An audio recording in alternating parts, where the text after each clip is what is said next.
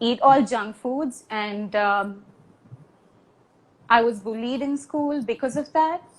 And there was a lot of like this, like a lot of these approaches that was, told to me by my parents and a lot of these doctors to lose weight, and nothing really worked, right? Nothing really like worked sustainably. So even after me trying just like working on the physical aspect of health, which would just be like diet and exercise, I did successfully lose a lot of weight, like a lot of it, say close to 30 kilos.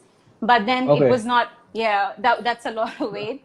But it was not like good enough in a way where it didn't bring about this internal shift that we all crave for, right? That we assume just losing weight is going to give us, right? Most people, like I was that person who thought like, oh, just by losing this weight, I'm going to suddenly feel beautiful. I'm going to suddenly feel well. I'm going to suddenly feel awesome about myself and all of that, those promises. And I didn't.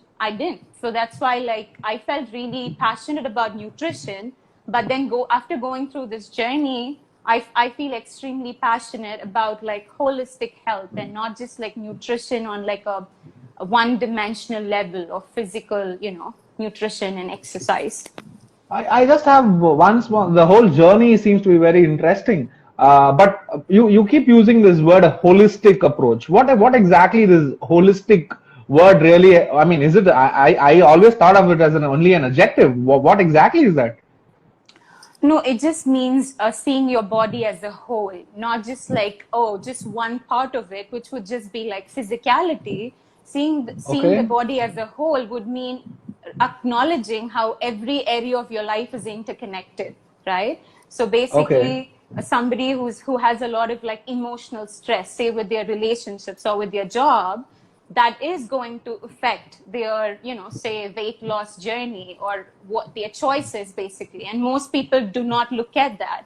Holistic means looking at things as a whole and acknowledging the interconnectedness of these many aspects, because one does influence another. That's the whole thing. Yeah. Definitely sounds deep. I would like to discuss a lot more about this. But before that, I'm sure the topic is the difference between feeling good and looking good, or rather fitness versus wellness. Okay. Now from a nutrition perspective, a person who has gone through a tremendous journey of losing close to 30 kilos, I mean, already I'm sweating. So that's the kind of journey I think it is. So what exactly is fitness according to you? So fitness would just be like the physical aspect of health, like nutrition, exercise, and like we assess somebody's fitness levels by, say, looking at their body composition, like meaning muscle mass, fat percentage, things that are very physical in nature, like their endurance and strength. All of this comes, under what fitness means, right? Yeah.